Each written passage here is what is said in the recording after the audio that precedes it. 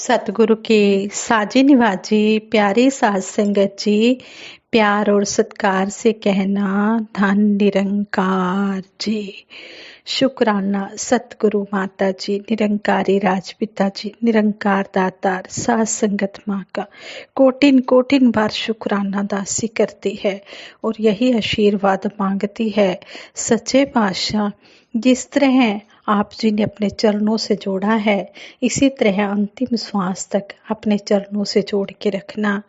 साध संगत जी दासी आशीर्वाद विचार रूप में लेने जा रही है। आप जी परवान करें, अगर कोई गलती हो जाए तो क्षमा करें। कहते हैं अशब धन बाजी धन और रतन धन खान, जब आवे संतोष धन सब धन धुरी समान। कहते हैं कि चाहे घोड़ों रूपी धन हो, हाथी रूपी धन हो, कोई भी हीरे जवाहरात रूपी धन हो, लेकिन ये सब धन संतोष रूपी धन के आगे फीके पड़ जाते हैं। जिसके मन में संतोष रूपी धन होता है वही सही मायनों में शहंशाह माना जाता है। कहते हैं पंडित श्री रामनाथ नगर के बाहर एक कुटिया में अपनी पत्नी के साथ रहते थे। एक दिन जब वह विद्यार्थियों को पढ़ाने जा रहे थे तो उनकी पत्नी ने उनसे पूछा, आज भोजन में क्या बनेगा? घर में एक मुट्ठी चावल ही हैं।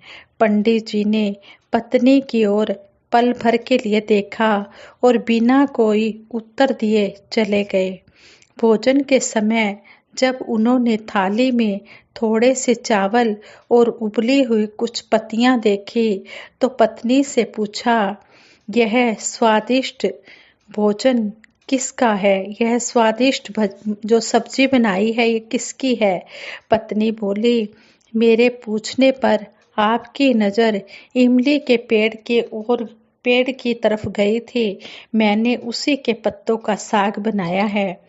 पंडित जी ने बड़ी ही निश्चिंतता से कहा, इमली के पत्तों का साग, इमली के पत्तों की सब्जी इतनी स्वादिष्ट होती है, तब तो हमें भोजन की कोई चिंता ही नहीं रही। जब नगर के राजा शिवचंद्र को पंडित जी की गरीबी का पता चला तो उन्होंने पंडित जी के सामने नगर में आकर रहने का प्रस्ताव रखा, किंतु उन्होंने मना कर दिया। तब राजा ने स्वयं उनकी कुटिया में जाकर यह बात पूछने का फैसला किया। हालांकि वह समझ नहीं पा रहे थे कि यह बात कैसे पूछे। काफी देर सोच विचार में रहने के बाद उन्होंने पूछा, आपको किसी चीज की कमी तो नहीं है? पंडित जी हंसकर बोले, यह तो मेरी पत्नी ही जाने। तब राजा ने वही बात उनकी पत्नी से पूछी। वह बोली, राजन, मेरी कुटिया में कोई कमी नहीं है। मेरे पहनने के वस्त्र अभी इतने नहीं फटे कि उपयोग में ना आ सकें। जल का मटका अभी जरा सा भी फूटा नहीं है, और फिर मेरे हाथ में जब तक चूड़ियां हैं, मुझे क्या कमी है? सीमित साधनों में ही संतोष की अनुभूति, संतोष का आनंद हो तो जीवन आनंदमय हो जाता है। उस देवी की बातें सुनकर राजा उस देवी के सामने श्रद्धा से झुक गए और चुपचाप अपने घर लौट आए और समझ गए कि सच्चा जो सुख है वो संतोष रूपी धन में ही है। जितना भी हमें सतगुरु देता है, हमने उसी में शुक्रगुजार करते हुए, सतगुरु का धन्यवाद करते हुए अपना जीवन आनंद में गुजारना है। जिस तरह भी हमें सच्चा पातशाह रखे, जैसी भी इसकी रजा हो, हम उसी रजा में रहकर इसका शुक्रगुजार करते चले जाएं। साध संगत जी कहते हैं, तन को स्वस्थ रखने के लिए जिस प्रकार खाद्य पदार्थों का विशेष स्थान है, उसी प्रकार मन को स्थिर रखने के लिए आध्यात्मिक सामग्री भी जरूरी है। इसकी प्राप्ति सत्संग के माध्यम से संभव है। साथ ही इसकी पूर्ति आध्यात्मिक पुस्तकों को ध्यान पूर्वक पढ़कर भी होती है। सत्य संदेश की संवाहक संत निरंकारी मिशन की पत्र पत्रिकाएं हमेशा नवीनता संजोए होती हैं। ये अनमोल वचनों की खान है। पत्रिका के माध्यम से गुरुदेव के श्री मुख से निकले जीवन उपयोगी वचन लोगों तक पहुंचकर इंसानी जिंदगी को सुंदर दिशा देते हैं और उन्हें तरोताजा रखते हैं। पत्र पत्रिकाओं में छपने वाले विभिन्न महात्माओं के उनके जीवन के अनुभव, भक्तिपूर्ण गीत, कविताएं व अन्य बहुत कुछ पाठकों के मुखमंडल पर हंसी प्रदान करते हैं। ये जहां दिलो दिमाग को ठंडक देते हैं, वहीं भक्ति से ओतप्रोत लेख वैराग्य भाव भी लाते हैं। अक्सर आंखें नम हो जाती हैं। ऐसा अद्भुत मिली जुली घटनाओं को पढ़ने के बाद होता है। यह पत्र पत्रिकाएं मिशन की परिचायक भी हैं। एक महात्मा बता रहे थे, कहते हैं, दास को अंबाला से रेल द्वारा पानीपत आना था। अमृतसर से लंबी दूरी तक जाने वाली एक रेल में दास चढ़ा। रेल के डिब्बे में बहुत भीड़ थी। गाड़ी में पंजाब के एक सिख परिवार के कई सदस्य इकट्ठे बैठे हुए थे। दास ने सीट के एक कोने पर थोड़ी सी जगह देने के लिए परिवार के एक बुजुर्ग सज्जन को आग्रह किया। बैठ जाओ भाई साहब, कहकर उन्होंने स्थान दे दिया। दास ने बैठने के बाद अपने बैग में से संत निरंकारी पत्रिका निकाली। सामने बैठे एक सदस्य की नज़र जैसे ही पत्रिका पर पड़ी, वे बोले, तुसी निरंकारी हो जी? कि आप निरंकारी हो? हाथ जोड़कर दास ने कहा, बिल्कुल भाई साहब, इतना कहना ही था कि लंबे उच्चे सिख महात्मा ने बाहें फैलाकर दास को अपने गले से लगा लिया और परिवार के बीच में बिठा लिया। परिचय का आदान प्रदान हुआ। वे अपने परिवार से बोले, कुछ खान पीन नू कड्डो महापुरुष आए ने। एक तो परिवार सिख, दूसरा पंजाब का, जहाँ की संस्कृति में ही आदर भाव है, फिर ज्ञानवान। कुल मिलाकर सोने पर सुहागा वाली बात लागू हो रही थी। खाने के जितने पदार्थ लेकर चले थे सब खुल गए। कहने लगे कि आप जी पत्रिका न खोलते तो कहाँ परिचय होता, कहाँ सेवा का मिलता। पत्र पत्रिकाओं पर ही चर्चा होती रही। वह परिवार पहले से ही सदस्य था। कहने लगे, काश सभी इनके सदस्य बने। यात्रा करते हुए साथ रखो, पढ़ो और पढ़ने को दो। इसी तरह मुलाकातें सतगुरु माता सुदीक्षा जी महाराज कराते रहें और हमारी पत्र पत्रिकाएं दुनिया भर में सतगुरु का सत्य संदेश पहुंचाने का साधन बनती रहें। संत निरंकारी पत्रिका आती है जिनके पास, फिर वो रहते नहीं उदास, फिर वो रहते नहीं उदास।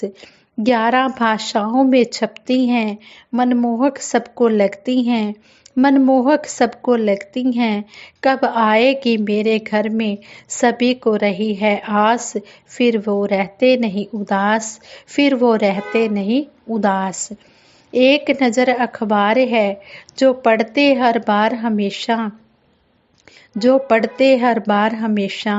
गुरु की शिक्षा उनके मन में भरते दृढ़ विश्वास, फिर वो रहते नहीं उदास, फिर वो रहते नहीं उदास। हंसती दुनिया है जिस घर में, बच्चे खुश रहते उस घर में, बच्चे खुश रहते उस घर में। बच्चों के जीवन का होता बौद्धिक ढंग से विकास, फिर वो रहते नहीं उदास, फिर वो रहते नहीं उदास।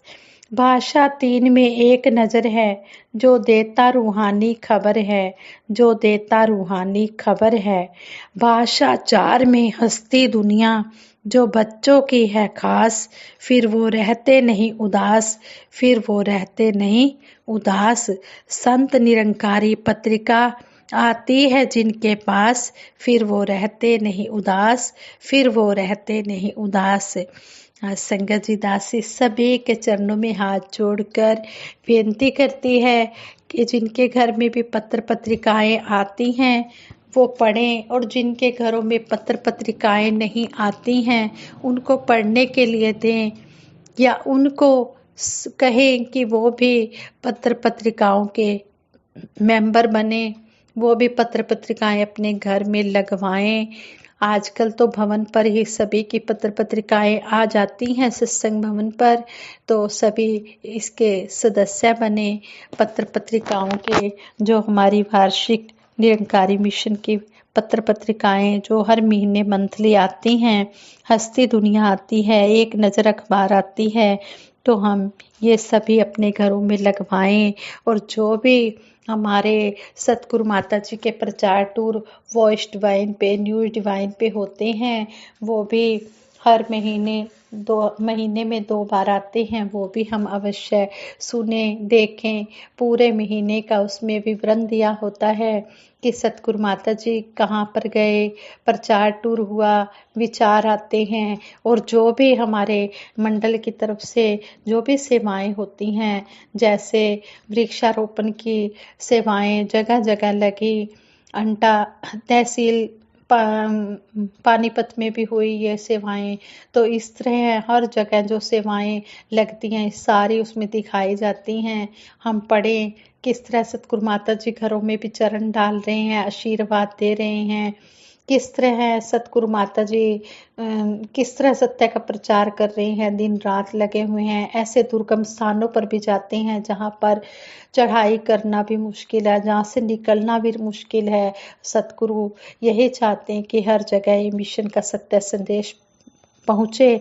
हमारा भी फर्ज बनता है कि हम भी सभी कंधे से कंधा मिलाकर अपने मिशन का प्रचार प्रसार करते चले जाएं, और इस तरह सतगुरु की रहमतों के आशीर्वाद लेते चले जाएं। इन सब बातों को हम कर्म रूप में इम्प्लीमेंट करते चले जाएं, सुनते सुनाते ही ना रहें, हम कर्म में भी ढालें। जो बात जुबान से कहें वो बात अमल में हो, जब वो बात अमल में होगी तभी हमारे जीवन का मूल्य बढ़ेगा, तभी हम सही मायनों में सेवा सिमरन सत्संग करते हुए अपनी मंजिल को प्राप्त होंगे। साथ संगत जी, ये विचार करते हुए बहुत सी गलतियां हुई होंगी। अगर दासी की कोई बात अच्छी ना लगी हो तो दासी को क्षमा कर देना, और अगर अच्छी लगी हो तो आप जी ग्रहण कर लेना। हाँ संगत जी, प्यार से कहना, धन निरंकार जी।